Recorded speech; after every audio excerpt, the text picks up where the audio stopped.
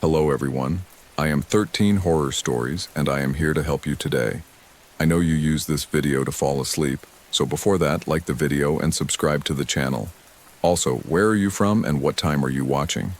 Now get comfortable and relax. Story 1. The Return Vent. My sister's house never felt big until I was the only heartbeat in it, and even then I kept telling myself size was just a trick of mind and drywall. It was all angles and beige calm. A recently flipped ranch with the kind of renovations meant to reassure buyers. New fixtures, recessed lights, quiet close cabinets that made everything seem civilized. My job was simple. Water the fiddle leaf figs, run the dishwasher once, bring in the mail, and take care of Moose, her elderly black lab who mostly slept like a retired security guard snoring at his post. For 4 nights the house behaved, and I congratulated myself on being the kind of person who doesn't spook at unfamiliar settling noises. The first wrong note was a mug. My sister keeps them on a narrow floating shelf over the sink, handles all facing the same way because she's the type who alphabetizes spices by language and brand. Tuesday morning I noticed one turned 90 degrees, handle pointing out like a little ear. It sounds petty even to write it, but if you know someone's habits, you know when the picture is off by a thumb width. I assumed I'd done it half awake the night before, rinsed it, turned it back, and told Moose he was imagining things when he stared at that shelf the way dogs do when they hear a dog whistle of the uncanny. That evening, Moose refused to go down the hallway to the guest room. He stood rigid with his toenails gripping the runner, rumbling low. I tried coaxing with an old man voice and a treat, and he did walk, but it was like every step was a bet he might lose. In the guest room, I found the bathroom fan on, even though I swear I hadn't used that bathroom all day. The pull chain was swaying a little, making a tiny tick each time it kissed the glass of the shade. I turned it off, felt silly, and decided to leave a little test.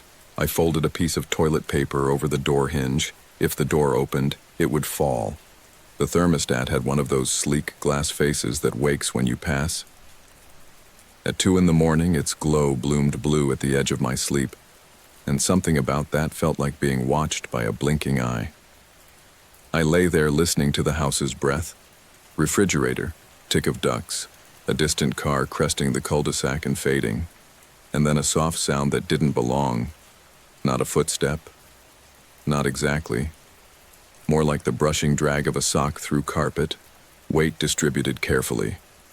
Moose's head lifted and his ears trained upward, not toward the hall, but toward the ceiling return vent, that square louvered mouth that breathes the house.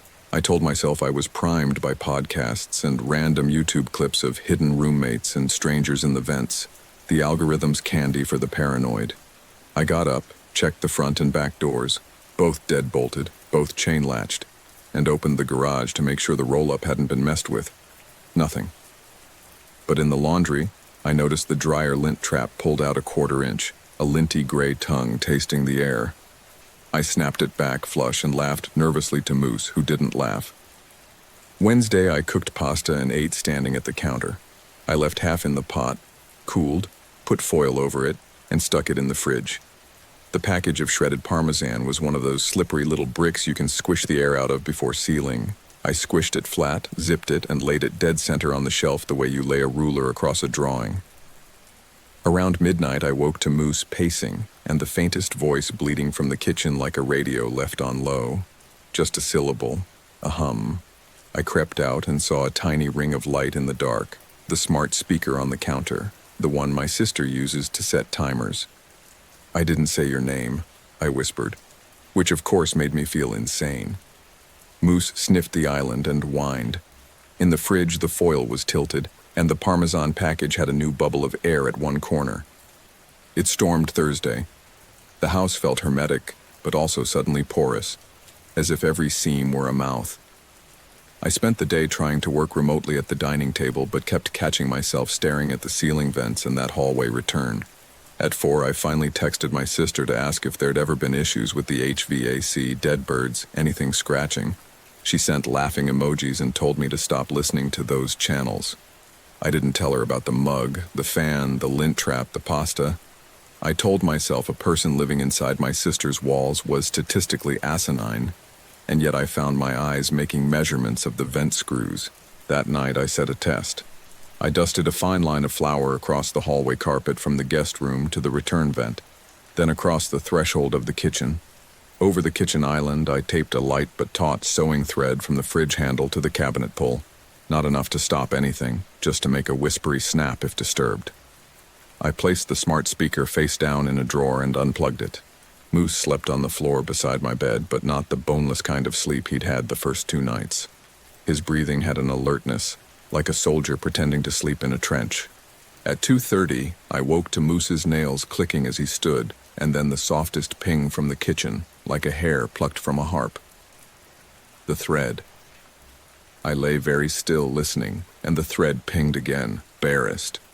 There were no footsteps. I felt the shape of my fear like a cold poured into me, the instinctive knowledge that someone was trying very hard not to sound like someone. Moose did not bark. He pointed with his head toward the hall, then toward the ceiling vent. I slid my hand to my phone and opened the camera without flash, filming the dark like a talisman, and eased into the hall. The flower was disturbed. Not a mess, not like a foot had planted, but 2 faint, elongated ovals edged through the dust the way a swimmer parts the surface without a splash. The marks led not toward the kitchen but backward, toward the return vent. I felt myself lifted out of my body, as if my mind were watching from above and narrating to me that I was now the kind of person who follows the prince. The top screw of the vent had a little crescent of clean metal in the groove, like a coin rubbed. I backed away and called the non-emergency police line, and the nice recorded voice told me an officer would be by when available. I left the call open and stood in the lightless hall, asking the house to please not make me braver than I am. The officer did the ritual. Front, back, garage, windows, closets, all clean. He was kind, and I saw him decide to treat me like a man who needed to sleep more. He offered a suggestion about raccoons and asked if maybe I'd had a few. I said no, and showed him the flower. He crouched and squinted and sort of shrugged because he had to be honest. The marks were weird, yes, but they were also shy marks, and shy marks don't help police. He left his card, suggested leaving a TV on for noise, and promised to swing by the cul-de-sac again later. I watched his taillights round the corner and vanish like a promise I shouldn't trust. There's a sound a screwdriver makes when it slips a fraction inside a screw head. A tiny chirp. I heard it at 4 a.m. and knew exactly where it came from. I walked into the hall and the return vent looked the same, but Moose had positioned himself perpendicular to it, like a seal before the mouth of a cave. "Hello," I said, and instantly regretted it because it made me feel like I had invited something to answer. There was no answer, but a filament of cold air brushed my forearm. And it wasn't the AC because I'd turned the system off entirely from the wall. The thermostat confirmed it. A clean minimalist off, like a doctor's tone.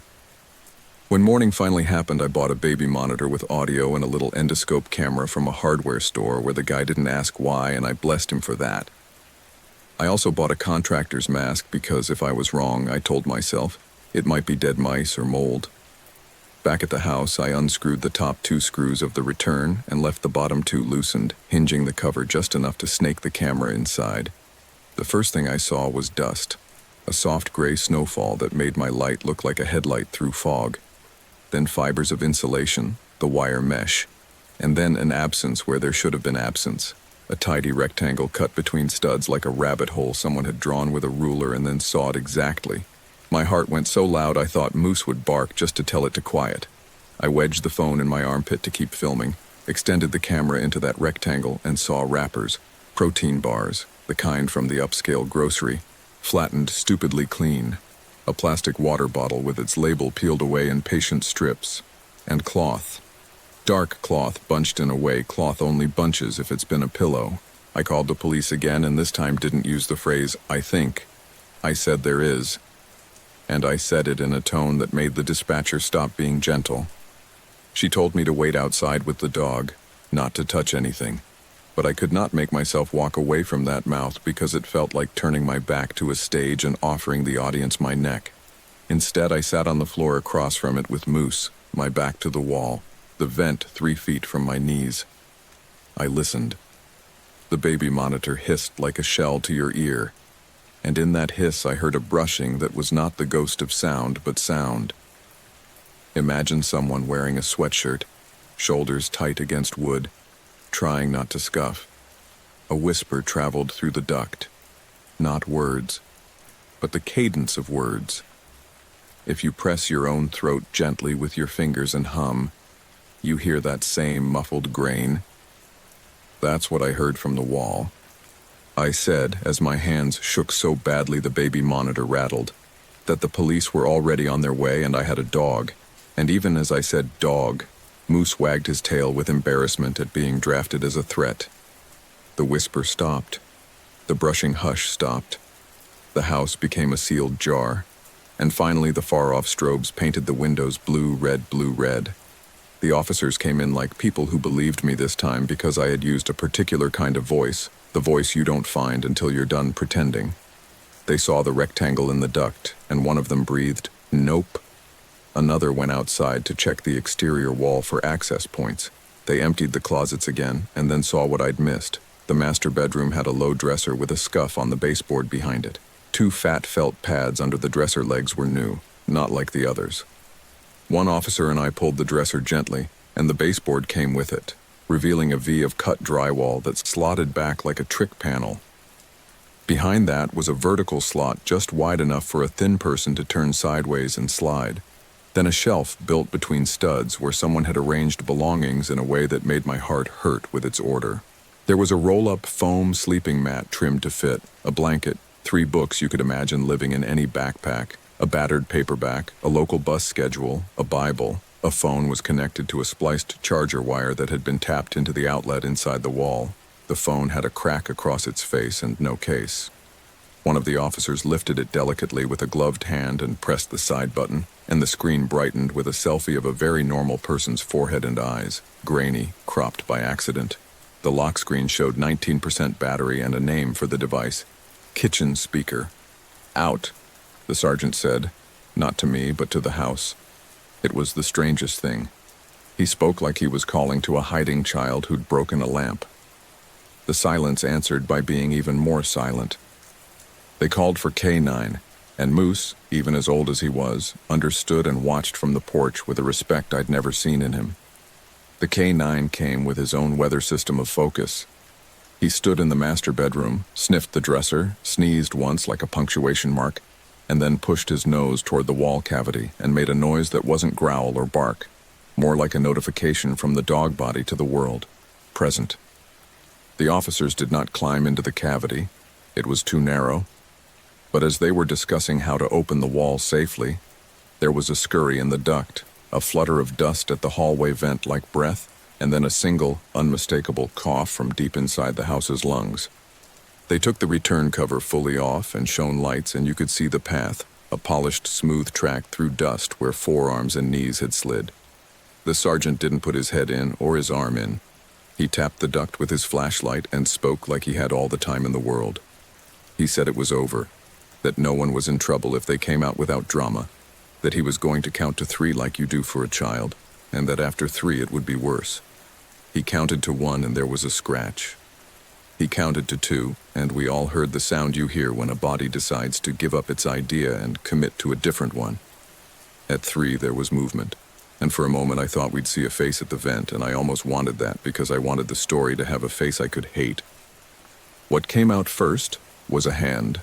Not the horror movie hand, not a claw, not filthy, just a hand with bitten nails and one knuckle darkened by a scab. Then an arm, then a face so thin the cheekbones looked like shorthand for hunger. A person in a black hoodie, late 20s maybe, eyes rimmed red from insulation dust, hair cut close like they'd done it themselves. The sergeant did not grab them right away. He let them orient, get both hands to the carpet, and it was almost a kindness the way he waited for gravity to be their first arrest. Then cuffs, then the read script, then the strange ordinary questions, name, whether there were needles, whether they'd eaten today. In the aftermath, there is a temptation to rewrite it heroically, to make yourself the clever one who knew from the first mug. The truth is I had many opportunities to decide I was afraid of nothing, and I took most of them. The officers found the path in the walls traced from the basement crawl space. There had been an unsealed clean-out access behind the water heater. and if you were very thin and utterly determined, you could climb into the chase beside the return duct, then into the space behind the master bedroom dresser, and from there into the house when the house was asleep. The person had been living there maybe a week, maybe two. The wrappers in the duct matched the kind of snacks my sister buys. The bread bag in the pantry had been slid back exactly, one slice missing from somewhere in the middle, so the bag looked untouched from the outside. The smart speaker had been re-registered under a name and used when I was out. You can check device history and see one song played 3 times. Quietly. A lullaby, I later learned, if you can imagine that. In the garage they found a backpack with clothes folded so carefully it felt like an apology. There was a little spiral notebook with block letters, neat, almost childlike, counting days and noting noise. 2 a.m. man up. That was me, the man.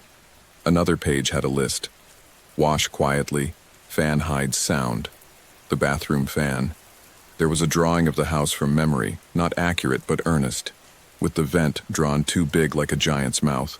The person said very little in the moment and later said nothing through a public defender. The charge was criminal trespass and burglary for the food. The police told me they'd picked them up downtown a few months prior for sleeping in a library restroom. I Googled too much and learned too much, and none of it made me feel safer, only more brittle. My sister flew home early crying when she hugged Moose, who bore the fuss like a saint. We called a contractor to seal the clean-out, to add mesh. To screw the vents with heads you need a special bit for. We told each other the house was now safer than any other house on the block, which is a sentence built from air. For weeks I woke at 4 hearing the chirp of a screwdriver slipping even in my apartment miles away. A phantom chirp my brain kept in inventory. When I finally did sleep, I dreamed sideways, as if I were sliding between studs trying to make myself thin enough to pass unseen. I dreamed of the hand first, then the arm, then the face that looked like a person rather than a monster. And that was worse because it left the horror nowhere to live. But here, the return vent, once reinstalled with its special screws, looked again like a harmless square in a harmless hall. It coughed that hollow cough when the system kicked on, a cough I'd never heard before because I'd never listened with all the parts of me. Sometimes I stand there and tell it I know how breath works now, how a house breathes in and out whether you believe in it or not. Sometimes I touch the metal and imagine heat flowing, new air replacing old, a cycle that doesn't ask permission. The hand on the metal is my proof that I live here and not in the walls. The hand on the metal is also a measure of how thin walls are when you're alone. And sometimes, when the AC is off, I still feel the faintest thread of air against my forearm like a whisper, and I tell myself that's only the difference between 2 temperatures arguing quietly in the dark. I tell myself the house is empty of strangers, which is true, and I tell myself that truth is enough, which is not. Story 2. Guest access. The first time the door unlocked by itself, I was on the couch with my laptop and a bowl of soup too hot to eat, watching the little swirl of steam and telling myself not to be dramatic about living alone for 2 weeks in my professor's townhouse while she visited her mother out of state. It was day 3, exams were over, the cul-de-sac was quiet, and the smart lock on the front door made that bird throat whir as the deadbolt rotated. I looked at the hallway like you look at a sleeping person who coughs, startled but hopeful it was nothing. Then the app on my phone cracked into life with a banner. Front door, guest access. I thought I had misconfigured something. The townhome came with directions like an IKEA bag of hex keys, Wi-Fi name, thermostat app, door lock app, a doorbell camera, a garage keypad code taped inside a kitchen drawer like a secret. My professor had given me a temporary code to punch on the glass pad, and she said there was also an offline code in case the power went out. I could hear her voice in my head saying it the way professors say everything, clear, orderly, unafraid of the future. Guest access, though. I hadn't created any guests. The door stayed shut, didn't open, just unlocked and then relocked after 10 seconds, which was the default setting. 2 nights later I was in the shower and the bathroom speaker squawked a notification under the water noise, that door chime sound the app uses. When I came out in Steam, the front door showed guest access, 2:15 a.m., and my camera app was open to the doorbell feed, like my own phone had been waiting, watching. The doorbell video was a picture of night, soft porch light, 0 movement. It bothered me because it felt like the house had been polite enough to let someone in but not nosy enough to ask who. I told myself the simplest thing: software glitch. I installed the updates the app suggested with the cheer of a flight attendant demo, and the next day the problem seemed to fix itself, because obviously that's how real life works when you trust the marketing copy. But small things began to happen, not the horror movie things, just those misfit details that make you feel like an unreliable narrator of your own day. The thermostat ticked from 69 to 70 without me touching it, a 1-degree nudge that made me suspicious of my own memory. A package that had been leaning against the door at midnight was just inside when I woke at 6, set neatly against the wall, with the doormat slightly skewed like a tongue showing through teeth. I thought, fine. The delivery person must have opened the door with a master code. And then I heard myself thinking it, and wanted to slap my face. The neighbor across the way has a motion light that washes the street in silver at random intervals, a squirrel, a car, and twice I found myself standing at the window waiting for that light as if it were a permission slip to be less afraid. I texted my professor. She wrote back warmly, sending a thumbs up and saying, "Don't worry. The building uses a managed smart system because it's a newer community, and she'd revoke all the old guest codes to be safe." That soothed me the way a Band-Aid soothes a bruise, mostly by making you feel like you've done what an adult would do. That night, the lock chirped guest access again at 2:15. I was awake because I'd been doom-scrolling all the inside-the-house Reddit stories I pretend not to believe in. I had left my phone face down to stop the glow, so when the banner hummed, the sound came from beneath my pillow like a voice talking through fabric. I sat up. The door didn't open. 10 seconds later, auto relock. I watched the live view. No one on the porch. I walked down the hall and pressed my ear to the wood, feeling stupid but committed. The door was a blank, and so was I for a long minute, the kind of blank that lets fear decide how to draw. The next morning I went into the lock app properly and looked at the log. Each night the same thing at 2:15, guest access, and then nothing else. I expanded the details and saw something I had not known existed. Short unlock. A tag the lock uses when the bolt turns, but the door sensor doesn't open more than an inch. I didn't love that the lock had vocabulary for this. I scrolled back farther and saw there had been other guest unlocks the week before I arrived, also at 2:15, and a different email had set the schedule originally. Not my professor's, but a Gmail with a name like Jaden.something. I screenshotted and sent it to my professor. She didn't know the name, but said maybe it was the previous tenant, a grad who had left in a hurry, and that she'd reach out to the HOA to purge the system completely. I decided to do my own low-tech purge. I dusted a thin layer of talc on the tile just inside the front door and along the short hall to the living room. I didn't go full detective with flour because cleaning it later feels like inviting humiliation. I hung the old-fashioned chain I'd found in a kitchen drawer, she'd kept it from before the smart days, and tested it. The chain caught even if the lock turned, leaving a safe 1-inch crack, good enough to satisfy my movie logic. I went to bed wearing socks because cold is a liar that makes everything worse. And still, at 2:15, the lock chirped. My heartbeat kicked so hard I felt it in the mattress. I stayed still because I wanted to hear rather than just see. The lock motor whirred, then the softened sound of a padded knock, the courtesy tap that delivery drivers do as if apologizing for their hands. I crept to the hallway and saw the chain was taut, drawn to its limit, vibrating. The door had moved that inch. There was no attempt to shoulder it, no male movie force. But there was a different sound, new and precise, like floss sliding between teeth.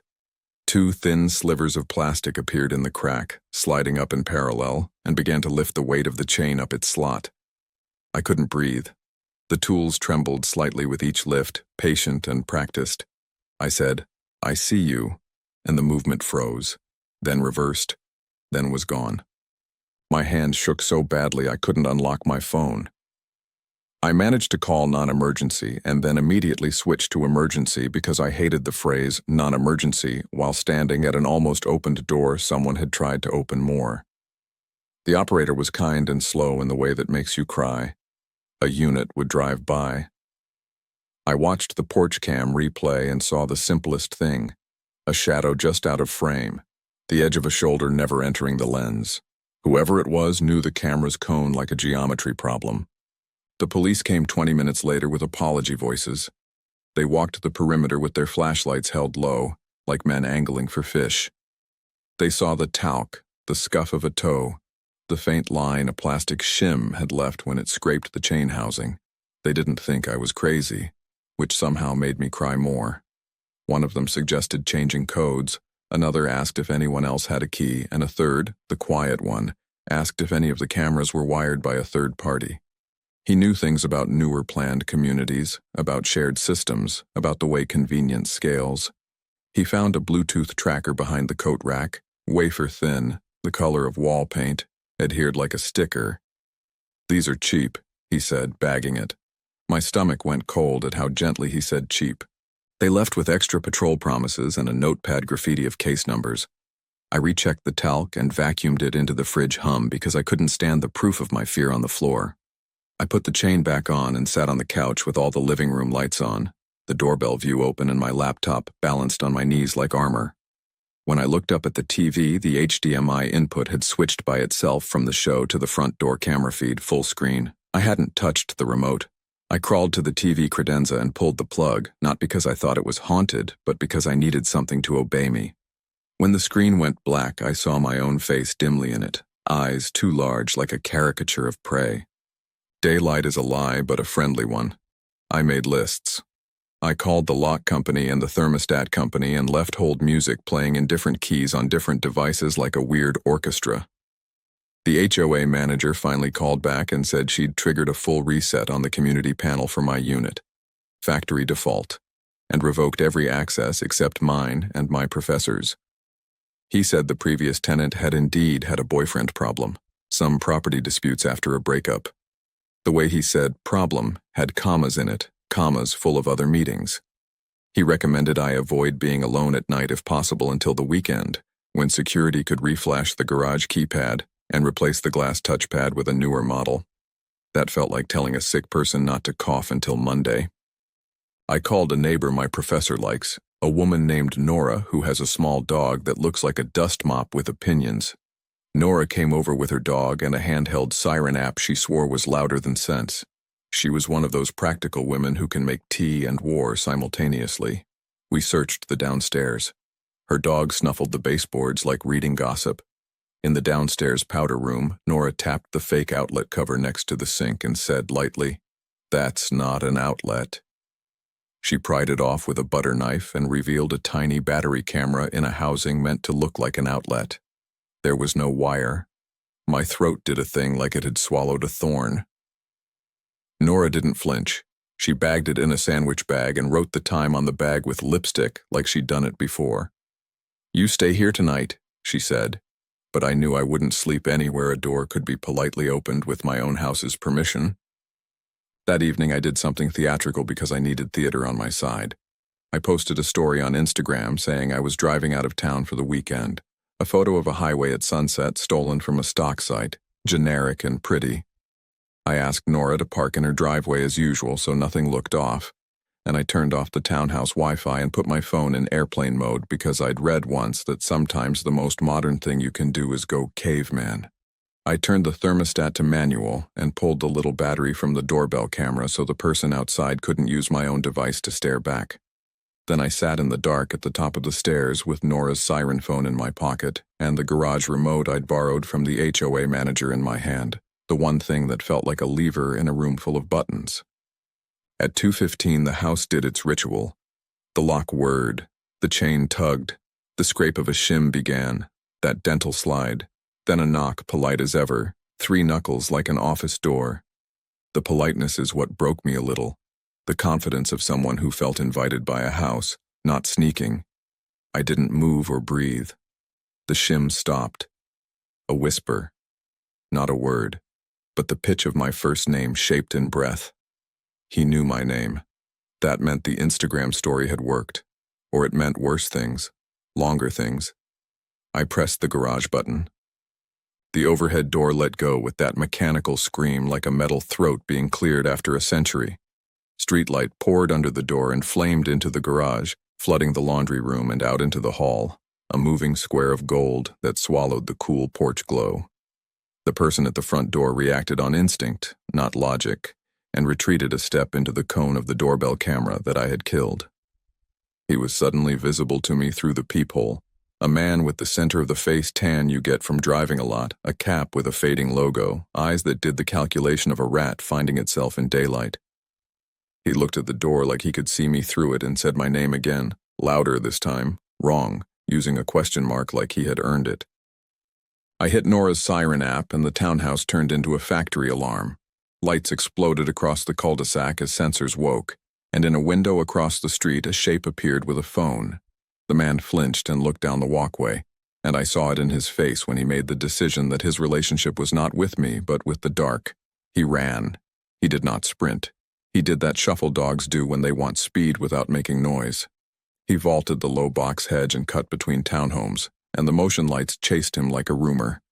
I heard Nora in the stairwell behind me saying my name and "good girl" in the same sentence, which is how people talk to human beings who've done something brave that shouldn't have been necessary. The officers this time did not apologize. They were all business like a show that had finally reached the episode where everyone believes the main character. They dusted the chain and the door frame and found the double scrape from the shims. They found a greased thumbprint on the garage interior door, right at the latch, proving he'd used that way before. The HOA manager arrived in basketball shorts and humiliation, carrying a folder he should have brought sooner, and I watched the quiet officer read it like a primer on how good intentions go to seed.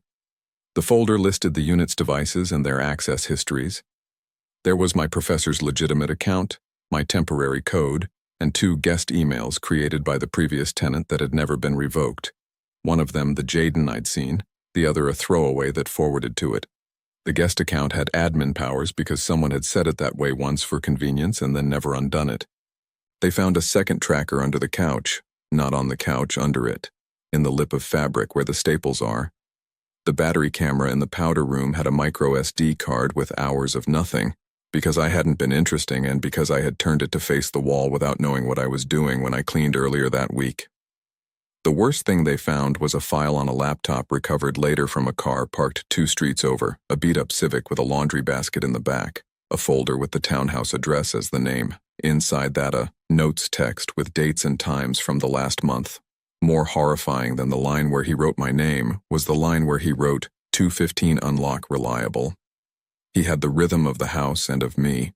When they did pick him up, the next day, at a gas station where he had the bad luck to return at the same time the HOA manager did, the man said the quiet part aloud. He'd dated the previous tenant. He said he was coming for his stuff, a claim that collapses under the weight of a Bluetooth tracker in someone's living room. He said he'd never intended to hurt me, and every woman in earshot had to decide in that moment whether to laugh, cry, or hit something. The charge sheet can say burglary and stalking and a phrase about electronic surveillance, but none of that captures how thin the membrane is between your home and a man who talks to an app like it's a butler. My professor came home early carrying deli food like that could feed the whole. We replaced the touchpad with a keyed lock and a bar that folds like a crutch against the door at night. We told the HOA to stop apologizing and start issuing hardware instead. I made myself sit on the same couch the next night without Nora and without a siren in my pocket because your nervous system will otherwise start making decisions you didn't approve. At 2:15, I watched the lock remain a lump of metal, dumb and obedient. The house breathed the way a good house does, air in, air out, without the feeling that someone else's breath was mixed with ours. Days later, when I was packing to leave, I opened that same powder room and looked at the blank where the fake outlet had been. I imagined the lens that used to be there inhaling me. I imagined all the polite ways a place can be dangerous: vacancy, silence, automation that defaults to trust. I haven't decided which sound will haunt me longer, the chain scraping up its slot or the courtesies, the soft knocks and the way my name sounded shaped by a stranger's mouth. Sometimes I think the point wasn't that he got in, but that the house conspired to invite him. Not out of malice, out of design, a system built to recognize and welcome anything that can pronounce the magic words guest access. When I lock my apartment door now, it is a key and a metal heart. No app, no name, no log. I thought I would miss the convenience, but mostly I miss the ignorance. There was a moment before the first 2:15 alert, when I believed doors open only when I open them and thermostats rise only when I say so. That belief is a soft blanket. It smells like your mother's laundry soap and childhood naps. I folded that blanket and put it away. Some nights I take it out and hold it against my chest and tell myself I can have it back for a minute. Then I put my ear to the wood and listen. The house tells me the truth in the most ordinary sounds: the hinge sigh, the bolt's cough, the dry whisper of weather moving past. And I tell it my name in a voice I hope only I can hear. Story 3. Household. The house was one of those 70s split levels trying to act like a ranch. Wood siding faded to the color of an old paperback. 3 shallow steps up to a front door with a window you could slide a postcard through. It belonged to my friend Ellie, who was gone 2 weeks for a cousin's wedding and stayed to help with the aftermath because weddings are their own little hurricanes. I'm a freelance editor, which means home is a laptop and a mug. So I said yes to house sitting for the quiet and the novelty of someone else's cereal choices. The first afternoon I walked from room to room, turning on lights like I was blessing them, then turned them all off again because empty houses look better with their makeup off. The novelty was the built-in intercom system, 6 beige panels in 6 rooms with a speaker the size of a sandwich and 2 buttons, talk and listen, and a third that said monitor on the master console in the kitchen. The plastic had yellowed near the edges like a smoker's teeth. I pressed talk by accident and heard my own voice rebound from the living room panel with a half-second delay, which was the exact amount of delay needed to make you feel you were in a conversation with yourself. Ellie had mentioned the intercom when she gave me the key, rolling her eyes. My dad loved gadgets and said it hadn't worked right since she was a kid. The master console hummed faintly when the kitchen light was on, a noise that folded into the refrigerator and was absorbed by the house like a sigh. On the first night, I ate standing at the sink, fork-tapping a bowl, and listened to the neighborhood settle through the screen. You can learn a lot about a place from its sounds: the train that isn't close, but isn't far, the neighbor's car alarm that tries to be sympathetic and fails, a dog who barks like he's been promised the moon. I took my book to the guest room on the lower level and left the lamp on low because darkness is water and I am not a strong swimmer on night 1.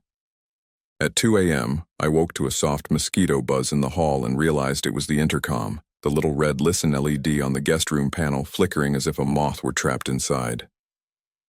I pushed the listen button and the light went steady, then let it pop back out and the light went dark. Electrical noise, I thought, the leftover heartbeat of old things. The second night I was braver and turned the lamp off. I woke again at almost exactly 3 a.m. to a crackle, like a needle touching a record, and then a hiss that was too shaped to be purely static.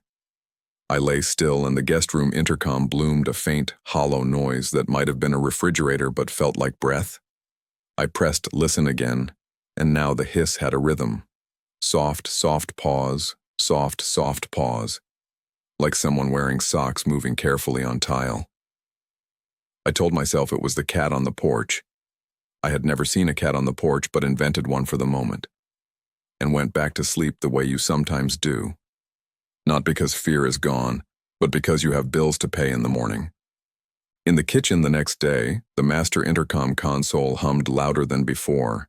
There was a knob labeled master volume and a small switch labeled monitor with a notch worn into the plastic where a thumb had toggled it 1,000 times.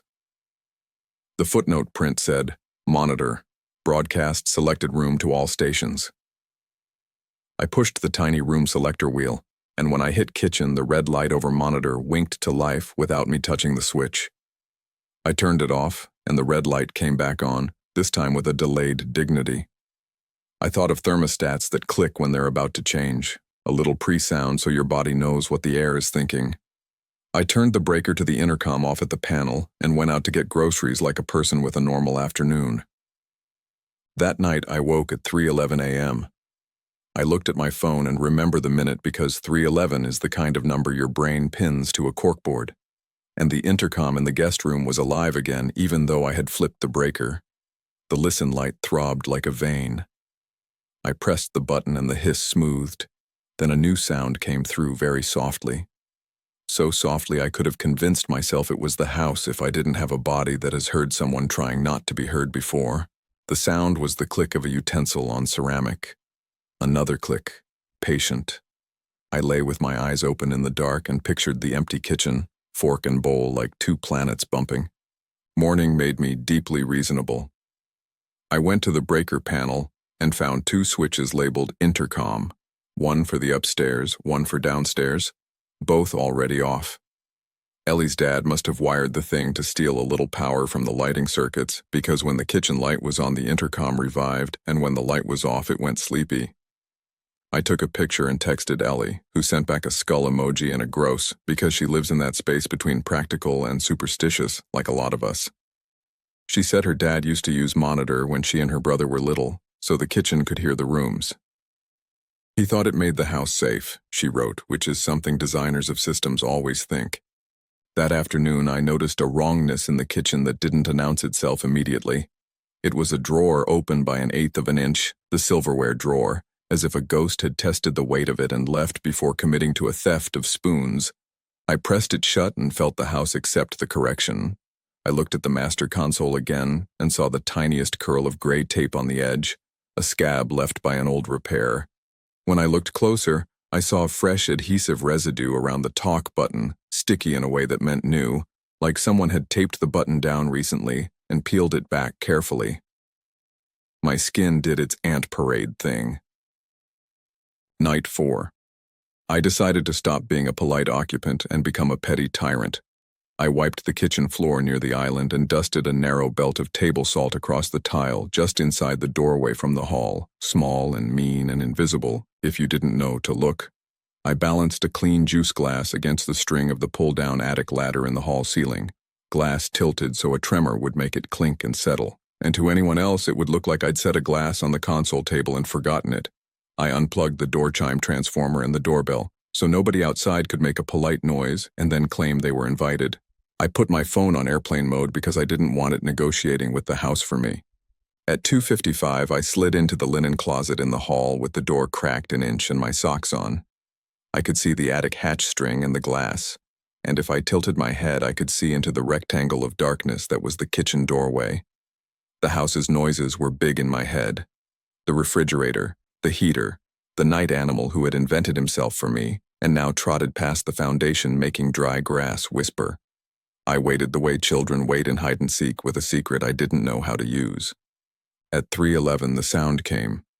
The flecks of plywood, the soft, fibrous sigh of insulation settling, a microscopic shower of dust that made its own smell even in the dark.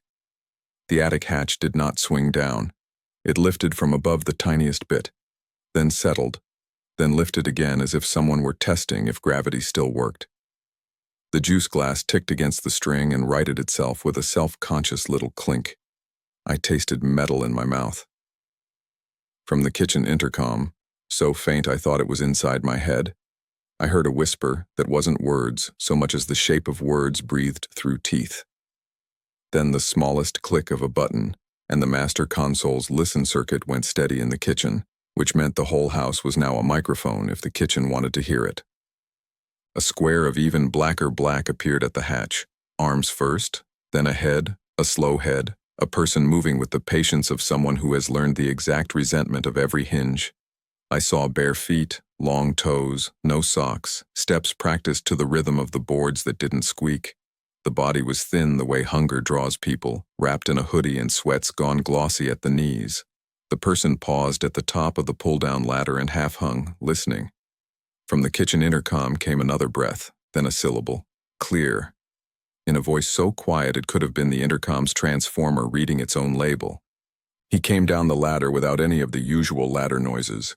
He planted his weight like a dancer, first the outside of the foot, then the inside, then knee, making every step into more steps. He kept to the rugs as if they were safe islands. The intercom had taught him the house, and the house had taught him its mercy.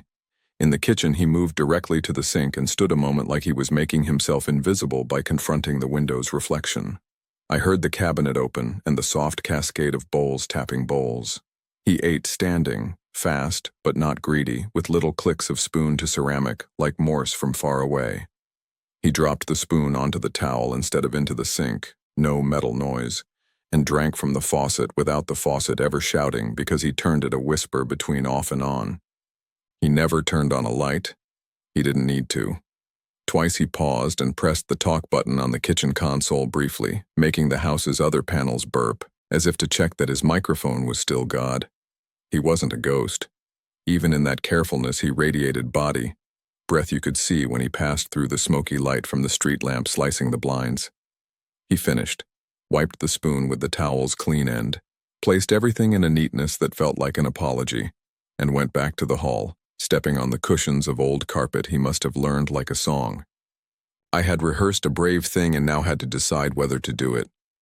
The plan was small, not heroic. I would slap the closet door wide when he was halfway up the ladder and run, not toward him but away, through the living room. Out the front door I had left unlocked but chained, slip the chain, then lock it from the outside and call from the street because houses do not always help you and phones eat time when you need time to be food. I watched him place one foot on the lowest ladder rung, then the other, and bend into the attic like a swimmer finding his surface. I slapped the closet door. The sound was too big in the quiet. He let out a sound that was not a yell, more like a wordless, huh, grabbed by his own throat, and jerked, knocking the ladder with his shin. The juice glass clinked and spun on the string. I yanked the front door, slipped the chain with the practiced flick you get after messing with it a dozen times, and bolted into the cold. My body did that leaden sprint where the first 5 steps are underwater and then you're just meat on springs. I pulled the door shut behind me and turned the key, and my hands were butter, but the lock blessed me. I crossed the short lawn and stood in the street under the lamp, bare feet on chilly asphalt. Phone in my hand. No airplane mode now. Only the animal desire to make another human voice exist in the world near mine. The house behind me made scrambled noises, board, hatch, a small clatter of something metal finding the floor, then went quiet as if it had decided to pretend not to know me. The dispatcher stayed with me in my ear, warm and precise, asking for address, telling me officers were en route, telling me to keep my eyes on the exits. The kitchen window stayed a square of dark. The attic hatch, if you could have seen it from the street, would have looked like a mouth closed very carefully. I could taste the dust again, the weird sweetness of old insulation. The officers came with that particular speed where their lights make promises to your nervous system before their cars make promises to your eyes. Nora-type neighbors, the kind who know everyone, appeared at their own windows like saints in stained glass. I pointed and tried to make my words clean. The officers split like water around a rock, one at the back, one at the side gate, one at the door where my key trembled in his hand, as if it needed a password. They went in with voices gentle like to a child, then with voices firm like to a dog. The attic ladder made its 2 sounds, down, then up, and then the sound of boots on joists like percussive heartbeats. One officer coughed, not a cold cough, but a "I just ate fiberglass" cough. "Got something," he called, and I leaned against the lamppost like it had known me for years. I did not go inside at first. The sergeant came out and took me to the porch and asked for the short version and then for the longer version, and in telling it I heard myself use that voice you get when your body is still in the story and your mouth is trying to be after it. He nodded like he'd heard this outline before with different wallpaper. He asked if Ellie had ever mentioned someone else living here, a tenant, anything. I said no, and his face didn't change because faces like his are trained not to punish you with their thoughts. In the attic, they found a shelf between studs at the back above the hall, wide enough to lie on if you have the discipline to be thin in every way. Someone had rolled a foam pad there and cut it to shape, and the cut had the care of a person who can stand to do a thing slowly. There was a gallon water jug and 2 smaller bottles nested inside a grocery bag to stay quiet, a jar of peanut butter almost scraped clean, a loaf of bread in a bag that had been folded and refolded so the plastic had memory. A pencil drawing taped to a rafter showed the floor plan with little X's where steps squeaked, star marks where rugs could hide sound. The intercom's attic wiring had been spliced with a short extension cord to steal a whisper of power, and there was fresh tape on the kitchen talk button because he'd been leaving it depressed, making the whole house a confessional while he ate. There was also a smell that is not exactly human but not human, the smell of someone trying to erase themselves. The officer who coughed came down with insulation in his hair, like winter. "He's not up there," he said. But he was. The back fence had a place where the slats were wide enough to squeeze if you turned sideways and believed you could be made smaller by will. Shoe prints ghosted the dirt toward the alley. Barefoot in the house, shoes for the world. The sergeant said they would circle the block, that a K9 unit was on the way, that I should sit on the stoop and breathe like breathing was a thing you could be told how to do. Ellie arrived an hour later, hair in a knot and sweatshirt backwards, keys in the wrong hand. She hugged me too hard because we are taught to hug like reassurance can be transferred. The police let us walk through the house after they dusted their dust and measured their measures. On the kitchen counter, by the intercom, was a folded scrap of notebook paper we hadn't left. The sergeant unfolded it with gloved fingers. It was a list written in a block hand, tidy, not rushed. Mon, cereal, twos, PB. Wed, skip, thurs, PB plus bread, fry, clean spoon towel. There was a line under Friday and a note, no light. The handwriting looked like a student's who wants to please a teacher. I imagined him up there. Bread rationed into quiet nights, his days a shrink-wrapped sleep where heat gathered near the roof and made his dreams sweaty and small. I imagined him as the kind of person who knows the sounds a house makes because he is trying not to make any that don't belong. I imagined him pressing the talk button and listening for the soft thunder of my foot across carpet and the creak that meant I wasn't on the stair he feared. The scariest part was not the proximity, it was the intimacy, the way the house had given him the means to be a ghost that eats. They never caught him that night. The K9 nosed the fence line and the alley and lost interest at the mouth of a drainage ditch that led into deeper neighborhood. The next day, an officer called to say they had talked to a man behind the grocery who matched my poor description, thin, quiet, hoodie, but he'd moved along, and nothing he had on him was illegal enough to hold him. The charge here would have been trespass and burglary of food if they'd found him. The law's poetry rarely digs proper graves for the feelings left behind. Ellie and I called a handyman who looked at the intercom like a museum piece and said, "Rip it out," with the cheer of a man who likes clean cuts. We didn't. We killed its power properly and screwed a metal plate over the attic hatch that requires a driver neither of us owns. We bought a bar that sets under the doorknob like a cane that refuses entry and a door jamb alarm that shrieks like a kettle if moved. These are the things we can do, and we do them, and then we sleep better in the way that means our bodies are willing to pretend. The house got louder after that. Houses do. When you're nervous, every material speaks in a new dialect. Floorboards narrate. The refrigerator has a soul. The heater says its name. I kept hearing the intercom even when it was dead, a phantom hiss my brain had added to its library. Sometimes I would stand under the attic hatch and feel cold and then warm. Nothing supernatural, just the physics of air that has learned to move in a particular shape. Sometimes the juice glass that I had put back in the cabinet would ring, inside my memory, a soft clarinet note that had meant a life above my head. If you need a moral, the house offers one without trying. The intercom was built so a family could be everywhere at once. Dinner's ready, time for school, so a father could listen to breathing from the kitchen while frying onions, so a child's cough could carry without panic. It was built out of love or control depending on your angle, and it did its job for years. Then that same system became a ladder for a different kind of need.